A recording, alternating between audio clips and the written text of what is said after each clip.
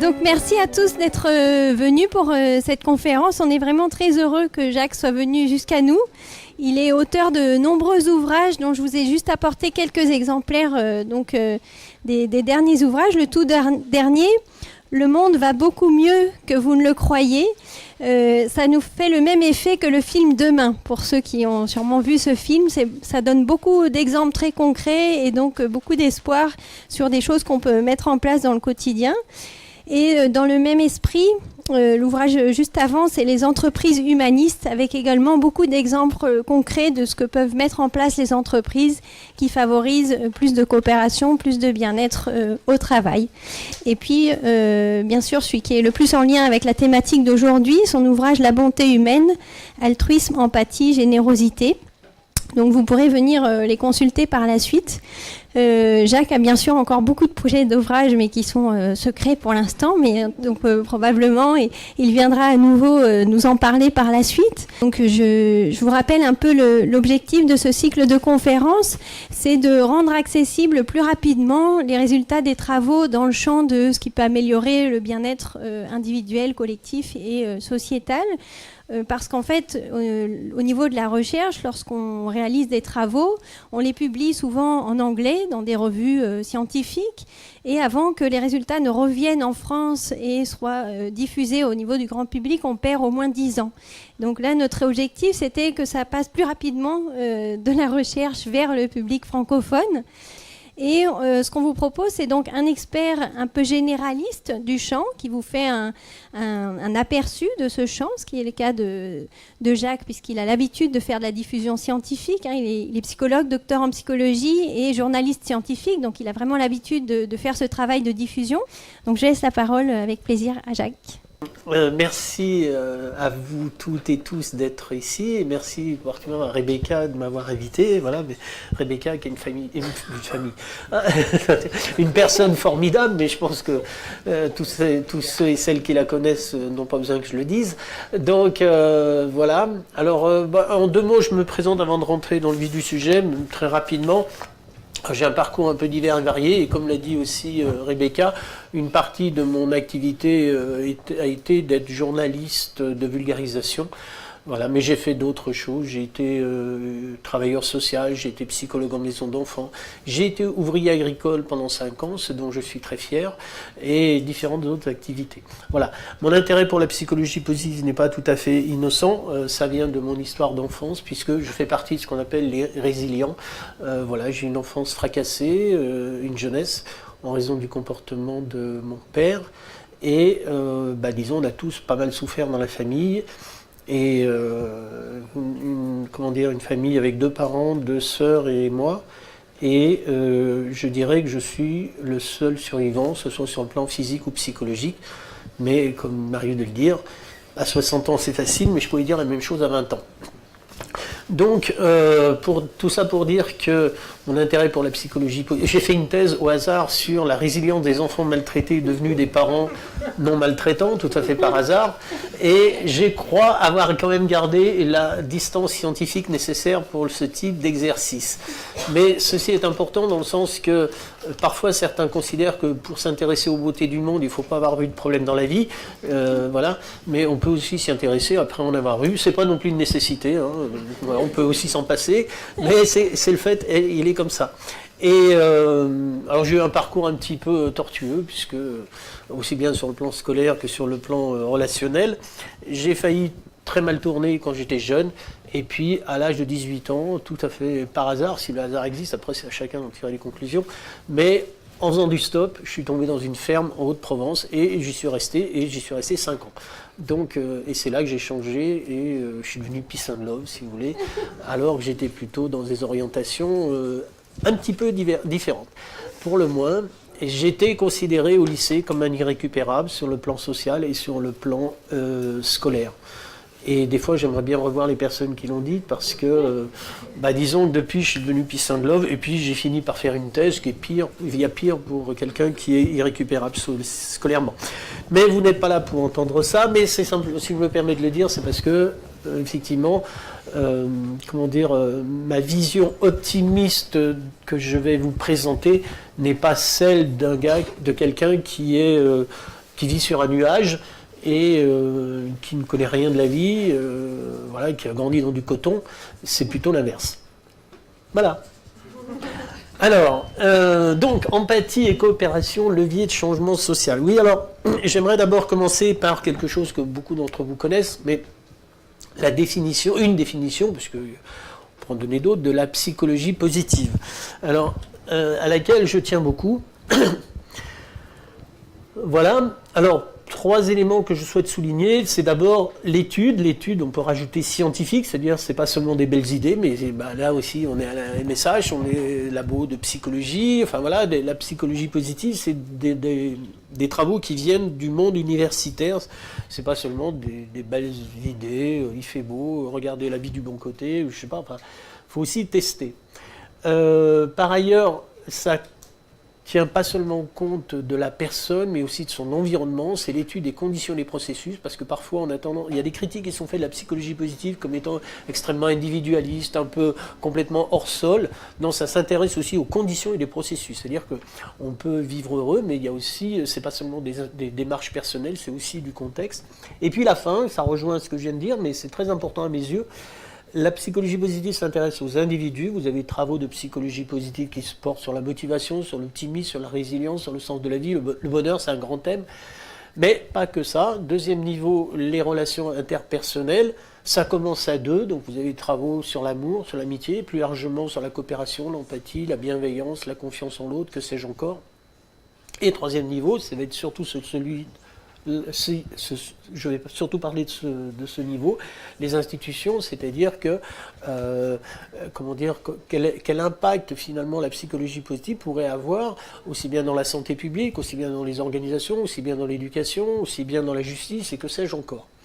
En fait, j'ai la profonde conviction, mais c'est pas une conviction que j'ai posée a priori, une sorte d'idéologie, c'est vraiment le fruit de nombreuses lectures, de milliers de travaux qui montrent en gros, et c'est ce dont je vais vous parler à l'instant, que des valeurs, des attitudes comme la coopération, l'empathie, la bienveillance, eh bien, non seulement ont un impact positif dans nos relations interpersonnelles, mais pourraient être utilisées à large échelle dans des politiques publiques.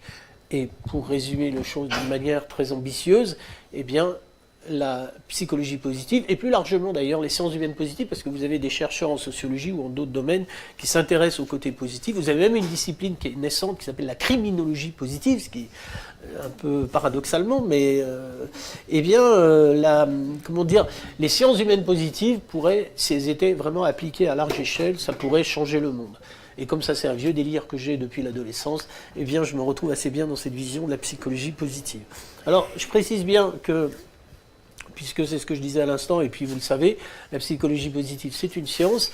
Ce dont je vais vous parler, c'est pas seulement des idées un peu comme ça, c'est vraiment validé scientifiquement. Et ce que, personnellement, je préfère dans les études, c'est, pas préférer en soi, mais comme... pour être sûr d'affirmer quelque chose, eh bien, c'est les études de synthèse, c'est des revues de littérature ou des méta-analyses qui nous... En gros, moi, vous savez, une hirondelle ne fait pas le printemps, mais une recherche scientifique ne permet pas de tirer des conclusions définitives.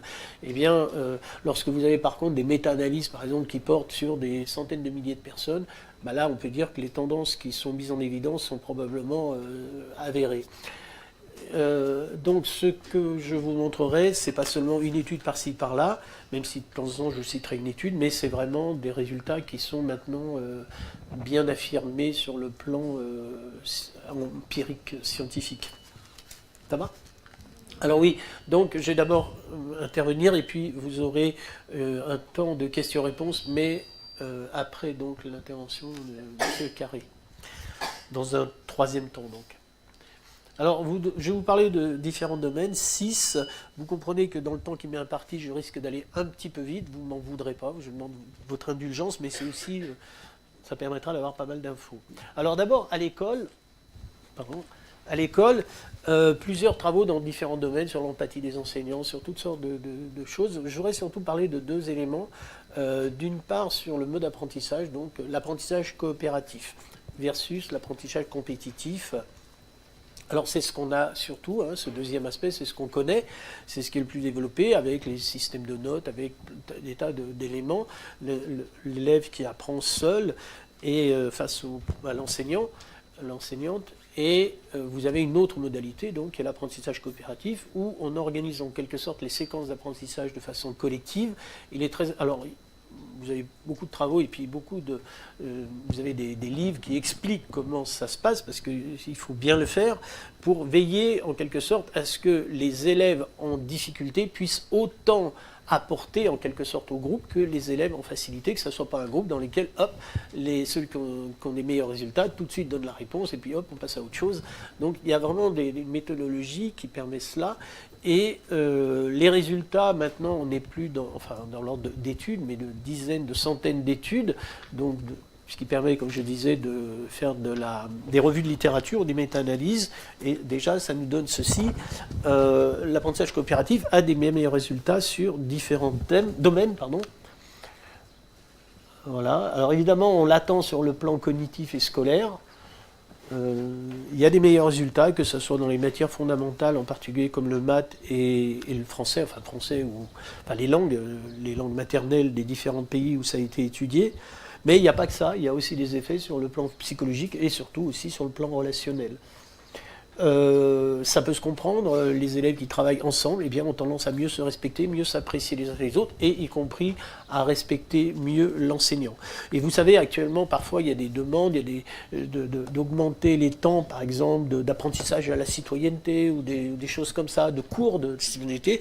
Pour ma part, mais ça n'engage que moi, j'ai tendance à penser qu'il est bien préférable de faire de l'apprentissage coopératif, c'est-à-dire de l'apprentissage concret à la citoyenneté, sans que ça s'appelle comme ça, plutôt que de faire un apprentissage formel dont on sait que les résultats sont quasi inexistants.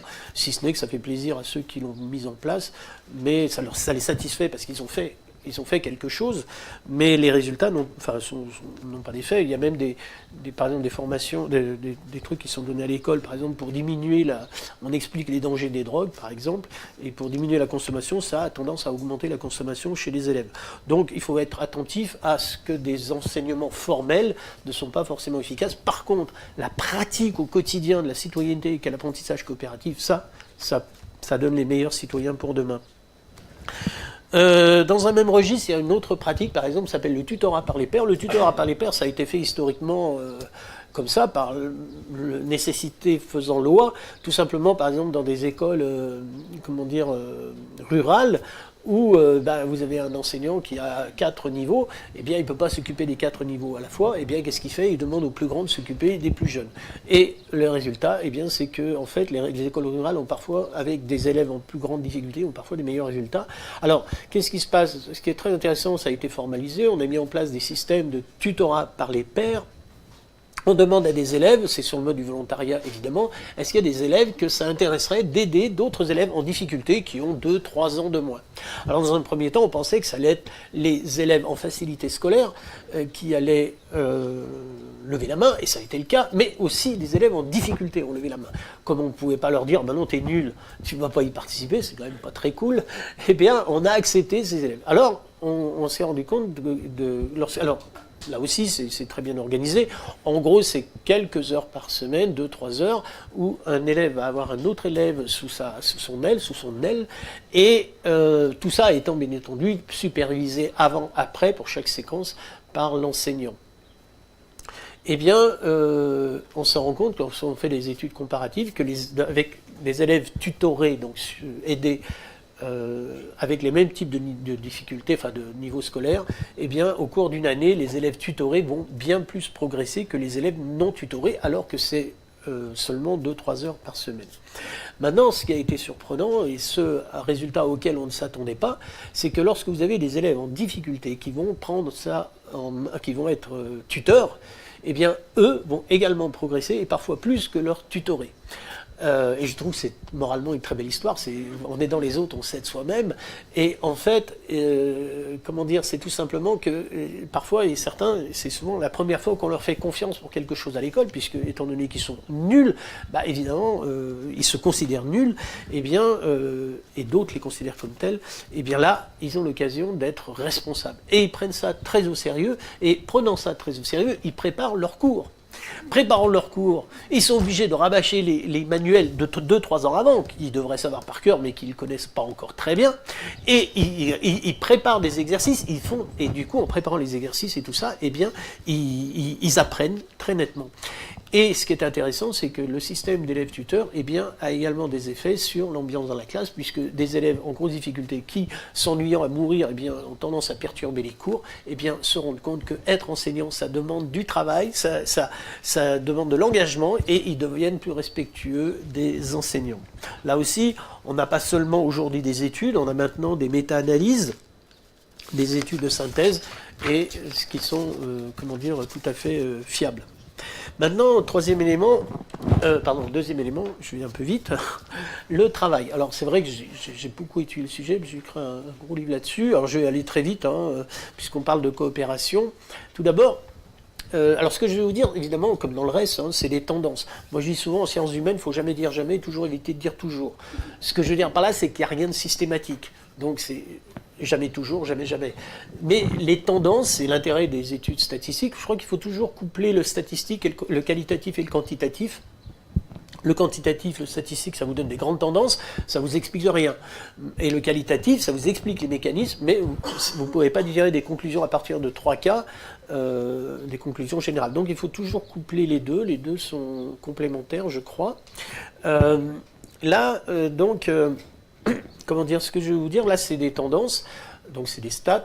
En gros, il y a une sorte de spirale vertueuse, en tout cas déjà de corrélation très claire, mais aussi de causalité, donc spirale vertueuse entre le fait d'être compétent et le fait d'être coopératif au travail. On a les résultats suivants qui sont que les salariés les plus compétents sont aussi les plus coopératifs et vice-versa. Encore une fois, j'ai dit c'est des tendances et vous pouvez avoir des salariés compétents totalement égoïstes. Mais la tendance générale statistique. Ce qu'on observe donc au niveau du mécanisme, du processus, c'est qu'en fait les personnes qui sont compétentes ont tendance, de façon générale, à être plus à l'aise avec eux-mêmes par rapport à leurs compétences, donc évidemment, et du coup à partager plus facilement l'information, aider les collègues s'ils en ont besoin, et donc plus ils sont compétents, plus ils ont tendance à être coopératifs. Mais puisqu'ils ont été coopératifs, puisque lorsqu'on leur a demandé de l'aide, ils ont aidé, le jour où ils ont une faille, il y a un truc qu'ils n'ont pas bien compris, ils n'arrivent pas à faire un truc, ils peuvent toujours demander aux collègues qui vont les aider en retour, c'est logique, mais qui va les rendre plus compétents. Donc il y a une spirale vertueuse qui se met en place. Et alors ça, il y a eu différentes études, et celle-ci notamment qui a été faite, une série d'études qui ont été faites sur des informaticiens allemands, qui sont assez intéressants. Maintenant, j'aimerais vous citer une étude qui... J'aime bien citer les études pas trop vieilles, mais celle-ci, vous allez voir, elle a plus de 50 ans. Donc là, on est vraiment dans has-been, mais en fait, elle est très intéressante parce que, justement, on avait découvert des choses il y a déjà 50 ans et qui ne font que se confirmer, mais en plus, méthodologiquement, j'ai pas vu d'études qui reprennent la méthodologie aussi bien. Alors, c'est aux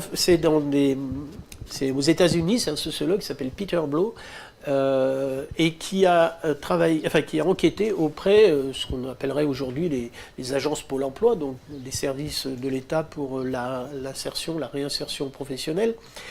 Et en fait, il a comparé deux groupes, c'est les mêmes institutions, une dans laquelle la direction avait mis en place un système pour ses agents, pour les salariés, un système plutôt fonctionnant de manière coopérative, que les gens se retrouvaient et travaillaient ensemble, et l'autre de manière compétitive, c'est avec celui qui avait les meilleurs, avec des systèmes de primes pour celui qui avait les meilleurs résultats, etc., etc. Dans cette deuxième configuration, donc sur un mode de compétition interpersonnelle, eh bien, grosso modo, la personne qui était dans le système, l'attitude la plus compétitive avait les meilleurs résultats. En fait, c'est celle qui donnait le moins d'infos aux autres, alors il y avait besoin de deux types d'informations, évidemment, du côté des recruteurs qui proposent des postes et du côté de gens des postulants, et ils essayaient de récupérer d'un côté le maximum d'offres et le maximum de demandes.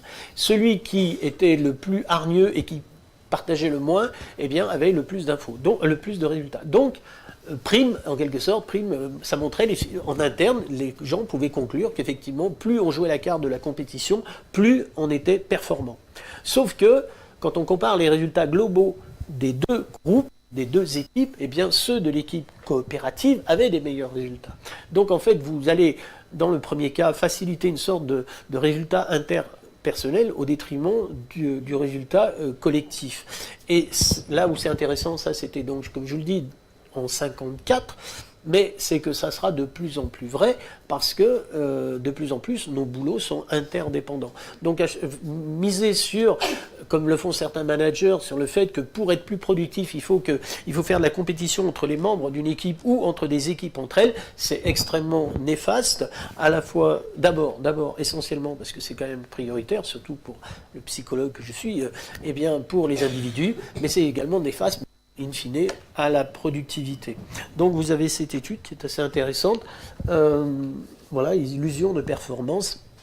Donc si vous restez dans un système marqué par la compétition, vous pouvez vous leurrer et penser que vous avez raison de continuer de perdurer dans le système compétition, alors que c'est une illusion.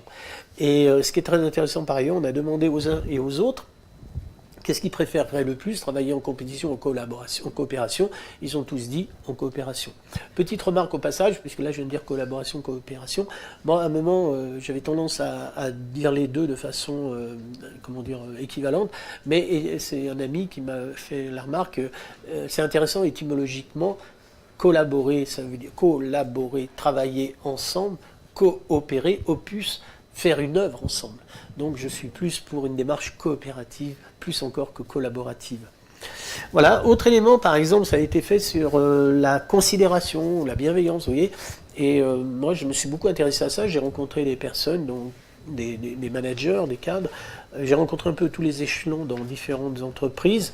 Et c'est impressionnant de voir à quel point les managers peuvent être bienveillants dans leur entreprise. Je vous donne un seul exemple. C'est quelqu'un qui s'appelle Christian Travier, qui dirige une structure un peu parapublique, enfin avec des fonds de l'Europe ou de la région, enfin bon, et qui sert à dynamiser l'économie locale, les territoires, enfin en Mayenne.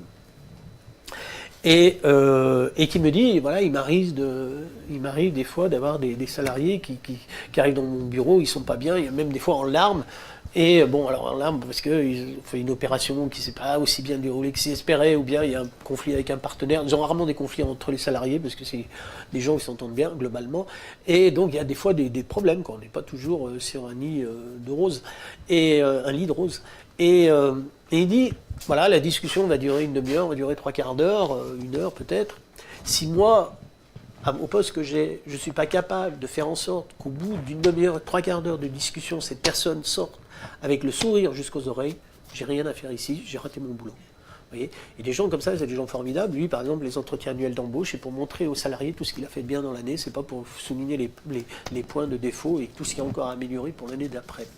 Et au contraire, il dit, tout ce que tu as fait ça va pouvoir t'aider maintenant pour faire tout ça.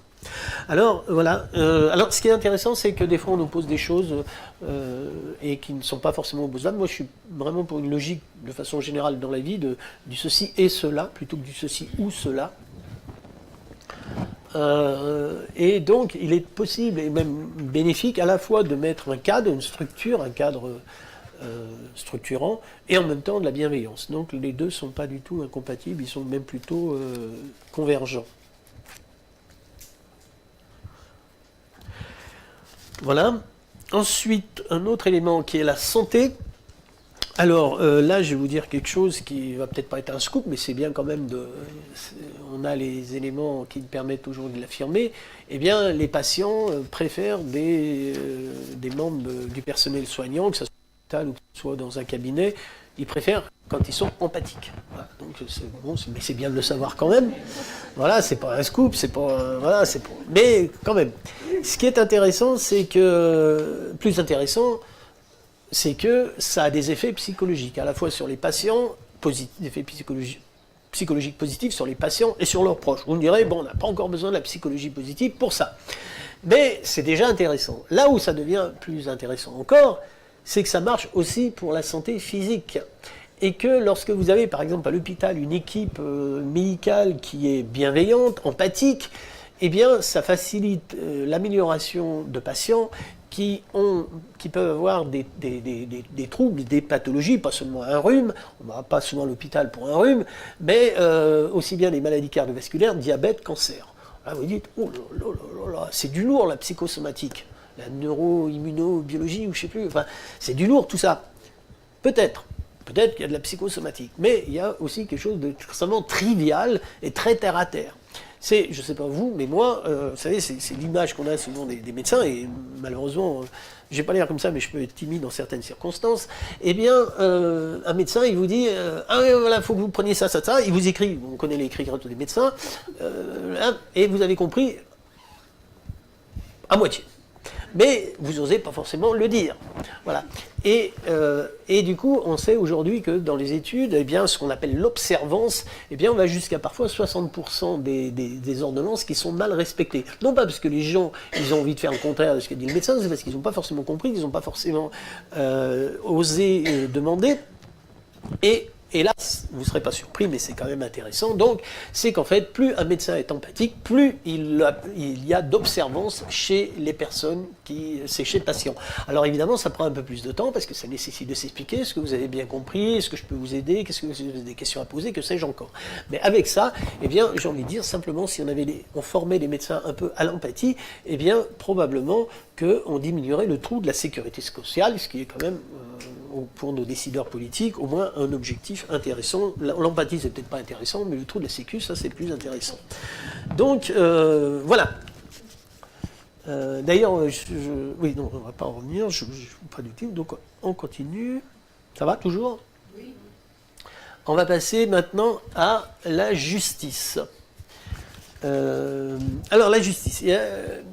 Vous savez, il y a beaucoup de constats qui sont faits sur la justice, la lenteur de la justice, enfin, un certain nombre de choses, d'insatisfaction qui sont faites. Et puis alors, du coup, depuis un certain nombre d'années, dans différents pays, se développe une autre conception que la justice pénale traditionnelle, qu'on appelle la justice restauratrice. Restaurative, vous voyez comme il y a différents mots, hein. En anglais c'est restorative, donc eux ils n'ont pas de problème, mais nous, alors il y a des débats entre spécialistes, on va passer dessus, et qui est assez différente. Alors d'abord je voudrais commencer un aspect essentiel, finalement regardez bien, qu'est-ce qui se passe au tribunal ? Il y a trois choses essentielles qui vont se jouer dans la scénographie du tribunal. La première chose, on va essayer de déterminer quel est l'acte ou les actes commis. La deuxième, qui a commis l'acte, quelle est la personne, quelles sont les personnes. Troisième, c'est quelle est la juste sentence qu'il faut appliquer à cette personne ou à ces personnes. Je pense que vous êtes assez d'accord, c'est à peu près ça la finalité d'un jugement. Tiens, mais dans tout ce que je vous ai dit, je ne vous ai pas parlé de la victime. Les victimes. Tout au tribunal tourne autour de l'acte et de l'auteur. La victime est finalement une adjonction qui n'est là que pour donner des informations lorsqu'on lui demande, et encore lorsqu'on lui demande, en général, c'est par le biais de son avocat. C'est-à-dire que, surtout dans les situations les plus graves, de type meurtre d'un proche ou inceste, dans des situations extrêmement violentes, eh bien, les victimes attendent beaucoup du tribunal pour pouvoir se reconstruire. Et souvent, elles sortent... et parfois, vous avez des psychologues qui disent, ou enfin des thérapeutes, tout ça, ou même des proches qui disent, mais tu verras, le dossier est extrêmement clair, il sera condamné, et enfin, tu vas soit pouvoir finir ou commencer, selon le cas, ton travail de deuil. Vous connaissez ce genre d'expression. Voilà. Et on attend beaucoup de cette situation pour effectivement que ça soit... Et en fait, vous avez des personnes qui, à la suite de tribunal, la personne, effectivement, l'auteur a été condamné sans ambiguïté, et elles sortent plus mal du tribunal qu'elles y sont rentrées. Et en fait, on s'est complètement trompé sur leurs attentes. Toutes les études de victimologie montrent que l'attente principale des victimes n'est pas tellement que l'auteur de la condamnation de l'auteur, même si ça fait partie mais c'est pas leur attente principale. Leur attente principale, pour se reconstruire psychologiquement, eh bien, elle se situe à ce niveau-là. C'est que l'auteur fasse preuve de regret, exprime son remords, et même s'engage à ne pas recommencer. Pour elle-même, pour la victime elle-même, mais pour d'autres victimes potentielles qui peuvent exister dans l'avenir. Or, toute la scénographie du jugement pénal fonctionne à l'inverse. L'essentiel, c'est les droits de la défense. Et donc, toute la stratégie, évidemment, de la défense, du côté donc de l'auteur et de son avocat, consiste à défendre, à mettre en avant des circonstances atténuantes, que sais-je encore. Et je comprends, il y a une vraie légitimité. Mais du coup, à ne pas reconnaître, à faire l'inverse de ce qu'attend la victime. Et donc vous avez des victimes ou des proches des victimes, par exemple une jeune fille qui a été violée, assassinée, c'est les parents qui sont là au tribunal, et ils attendent que le procès leur permette de finir leur travail de deuil, et ce qu'ils attendent en fait, c'est que l'auteur fasse ça. Au procès, on va faire exactement l'inverse. Parfois même, on a des situations, ça se fait moins maintenant, mais quand même assez violentes, du style, mais enfin madame, on ne se promène pas à 11h du soir en jupe. Vous voyez, donc vous êtes l'auteur, ou votre fille est l'auteur en partie, enfin étant en grande partie responsable de ce qui lui est arrivé. Vous voyez, c'est d'une violence inouïe. Alors que donc la victime est coupable. Et ce qu'attendent les victimes, c'est qu'il soit très clairement dit, il y a une victime, il y a un coupable, et que le coupable se reconnaisse comme tel. C'est précisément ce que permet la justice. Alors, quel final et quelle raison? Tout simplement pour se reconstruire psychologiquement.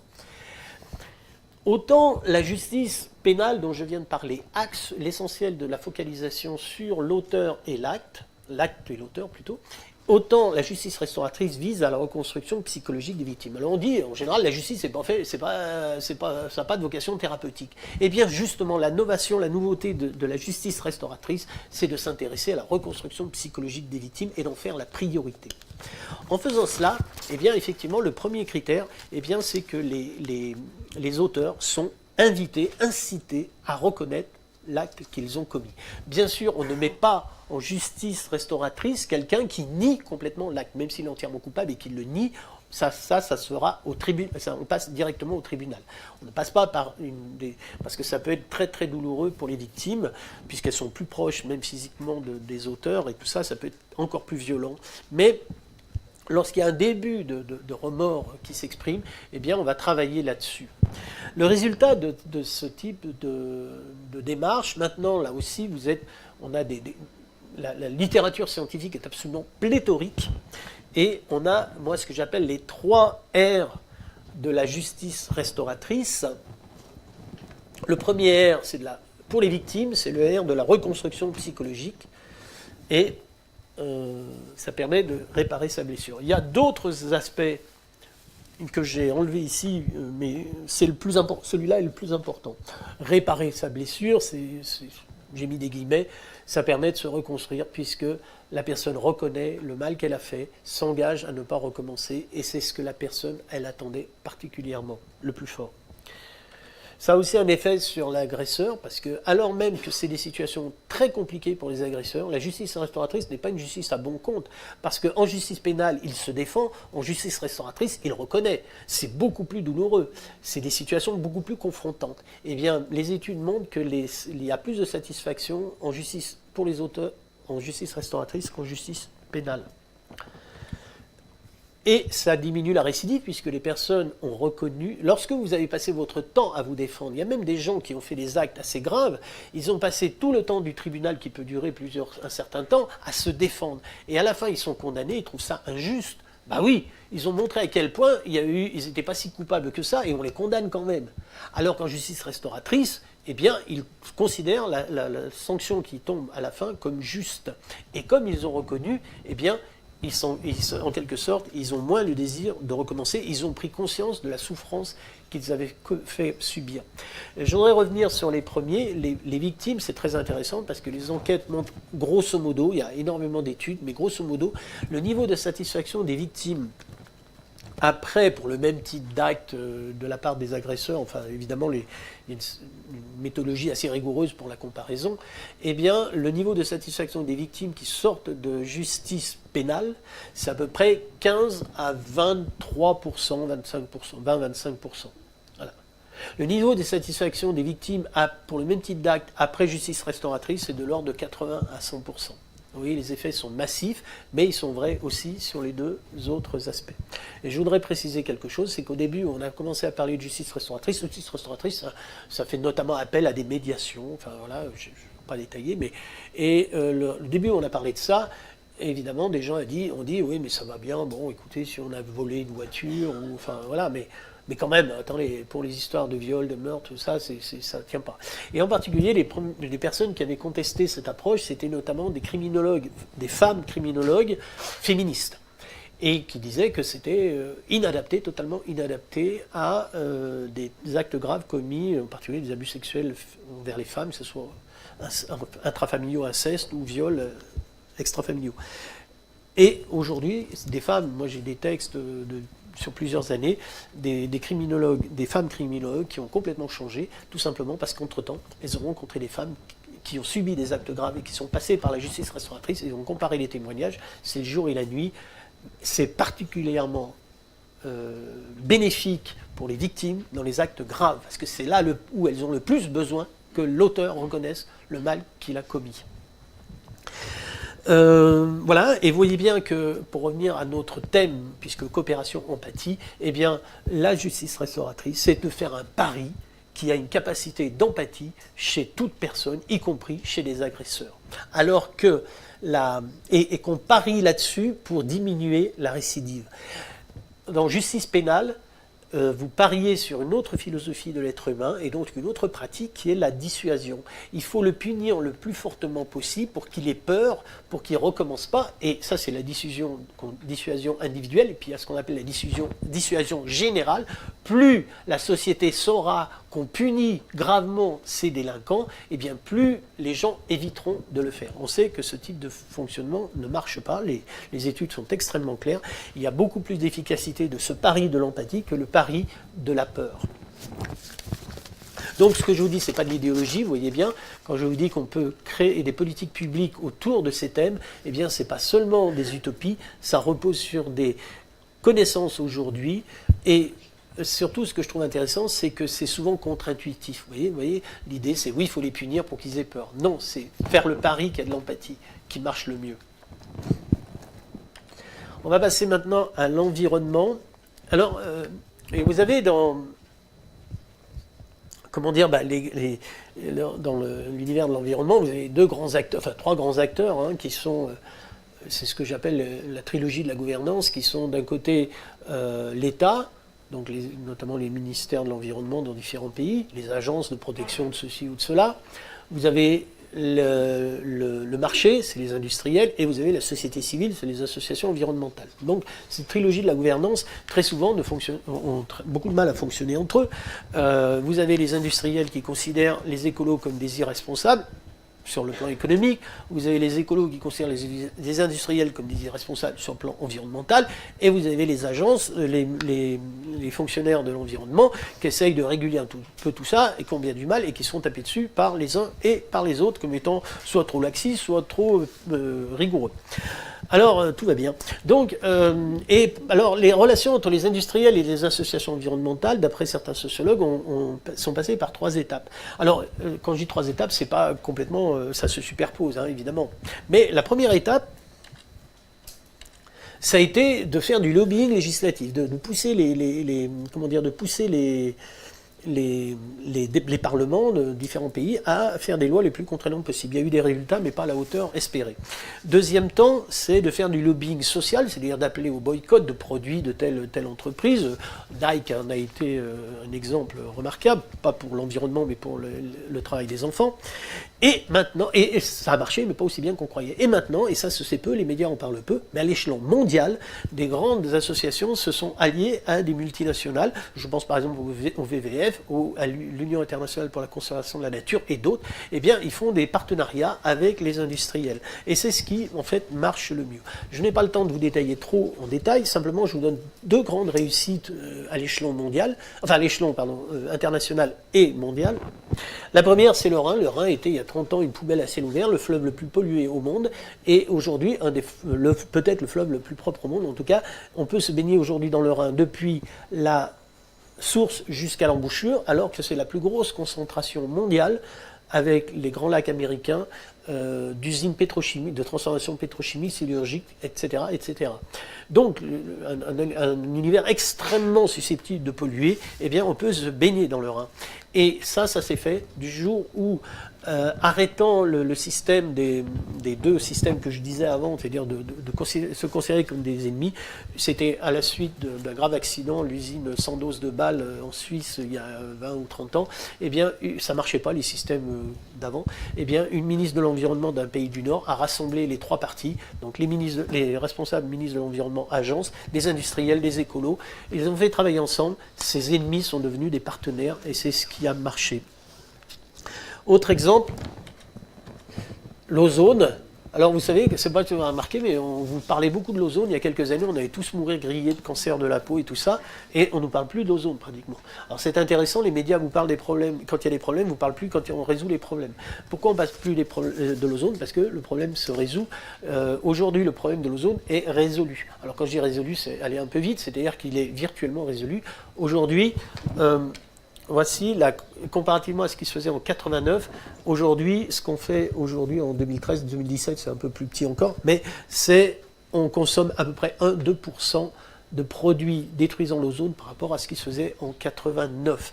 Vous avez eu le protocole de Montréal en 87 qui a fait exactement la même chose. C'est Mostafa Tolba qui était le directeur de l'UNEP, l'agence de l'ONU pour l'environnement, qui a réuni les partis, les mêmes, la trilogie de la gouvernance dont je viens de parler, et les industriels, les écolos, les ministres de l'environnement du monde entier, et ils ont fait travailler sur l'ozone ensemble. Des ennemis sont devenus des partenaires, et aujourd'hui, eh bien, l'ozone est réglé. Alors, habituellement, parce que les substances qui détruisent l'ozone mettent longtemps à disparaître, donc elles sont encore là-haut, le trou se referme, et il sera entièrement refermé en 2050. Voilà.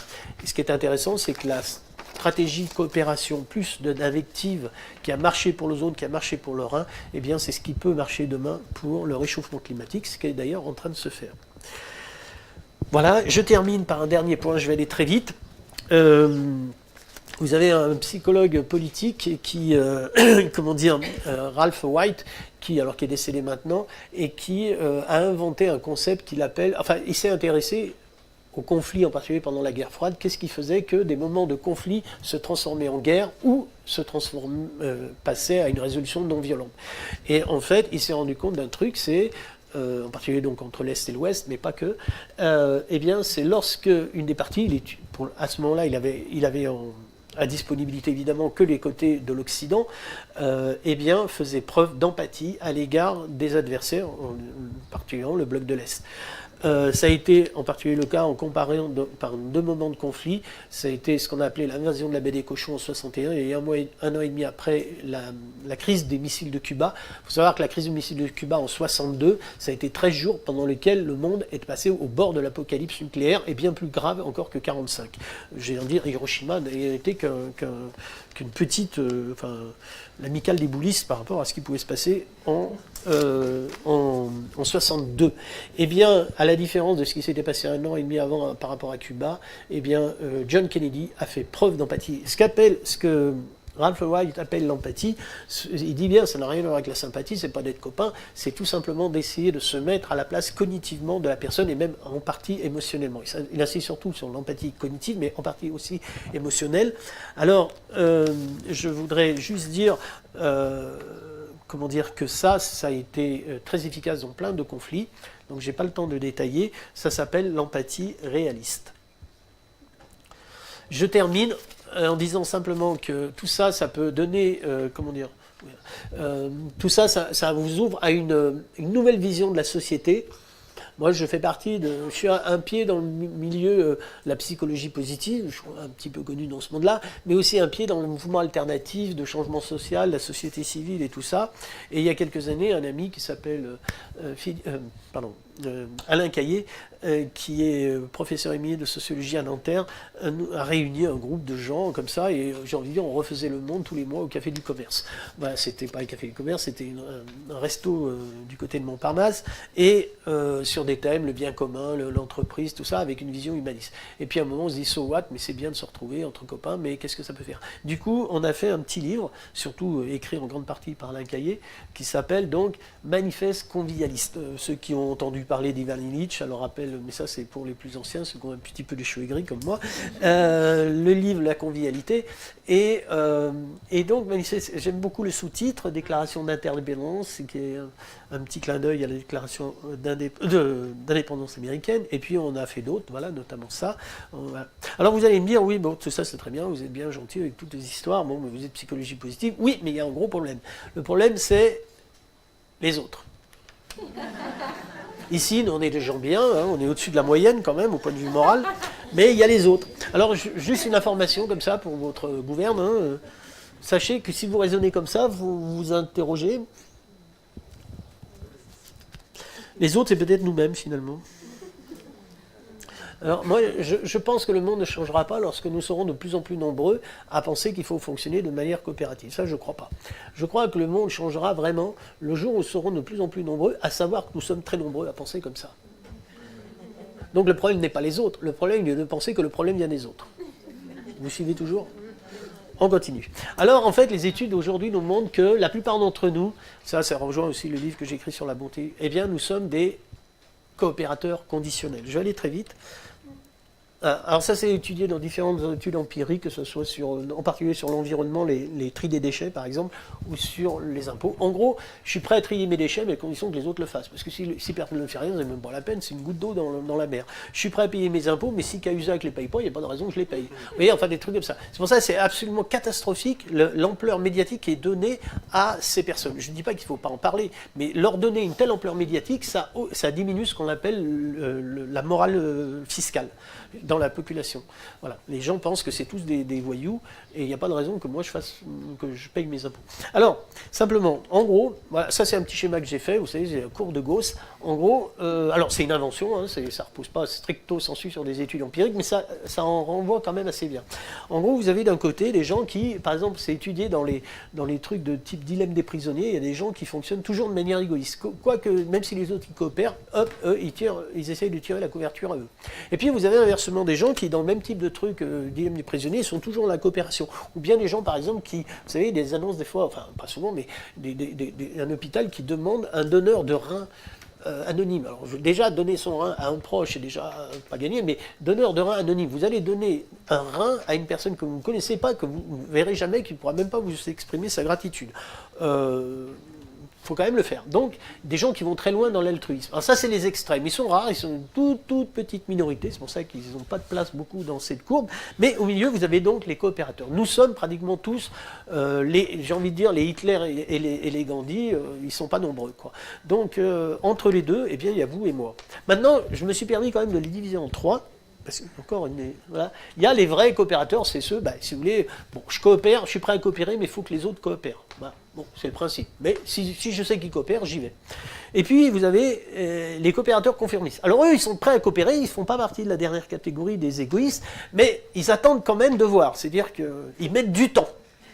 C'est un peu les derniers à se lancer, vous voyez. Ceux de gauche, ils ne se lancent pas, mais il y en a qui ils y croient pas trop, quoi. Il leur faut une preuve, plus une preuve, plus une preuve, puis à un moment, ils disent, bon, ok, d'accord, j'y crois, alors ça peut prendre du temps. Alors maintenant, là où je mets de l'espoir, c'est sur cette catégorie, qui sont les coopérateurs inspirés. C'est pas des Jésus, c'est pas des Bouddhas, mais quand même, eh bien, je crois que c'est là-dessus qu'on peut faire porter notre espoir sur demain. Et moi, mon espoir, c'est que demain, cette courbe de gauche, je crois qu'elle existera toujours, je ne me leurre pas. Mais ce que j'aimerais, c'est qu'on puisse la faire déplacer vers la droite. et qu'on soit plus nombreux vers la droite. Les coopérateurs inspirateurs, c'est tout simplement des gens qui posent un a priori de confiance sur leur prochain, qui croient qu'il y a de la bonté chez toute personne et qui ne tombe pas dans ce travers que vous connaissez tous. Un jour, moi je faisais confiance aux gens, et puis un jour on m'a trahi, depuis je fais plus confiance à personne. Qui laisse une deuxième chance, peut-être une troisième, pas 10, parce qu'après on tombe dans la catégorie peut-être des pigeons, c'est pas tout à fait la même chose. Donc, mais qui quand même sont prêts, un, à faire le premier pas, et deux, à faire un deuxième pas et un troisième s'ils sont parfois un peu déçus. Alors maintenant, je vais juste terminer par une petite question. Qui a écrit ceci? C'est une devinette, si vous connaissez la réponse, vous n'avez pas droit à répondre, parce que c'est une devinette, et si vous répondez, c'est de la triche.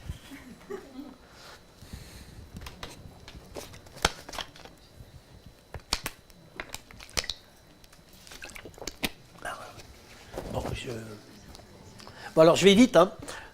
C'est Mandela. Voilà. On ne peut pas dire que Mandela était un naïf, hein. Et pourtant, voilà. Et ce qu'il faut savoir, ce qui est moins connu, c'est que Mandela, il a fait de cette conviction une stratégie politique, parce qu'au moment où il arrive au pouvoir, vous doutez bien qu'il n'a pas en main les rênes des pouvoirs régaliens que sont la justice, l'armée et la police. Eh bien, il a fait confiance que même chez ses pires ennemis, il pouvait y avoir du bon. Et c'est ça qui a permis le passage de l'apartheid à la démocratie. Maintenant, je vais passer, j'ai cité Mandela, maintenant je me permets de citer un auteur beaucoup moins connu, mais intéressant quand même. Et surtout, ce que je voudrais vous dire, c'est ceci, c'est que, voilà, dans la vie, je crois qu'il est bon d'essayer d'adopter le principe héliotropique des tournesols, se tourner vers le soleil. Et que c'est la meilleure façon de vivre, et qu'il ne faut pas oublier autre chose, c'est qu'il se tourne vers le soleil, mais parfois il y a un petit peu des nuages qui arrivent à l'horizon, malgré le temps ensoleillé. Eh bien, que je crois que la leçon que nous devons tirer, c'est que même si c'est le cas, n'abandonnons jamais. Je vous remercie pour votre attention.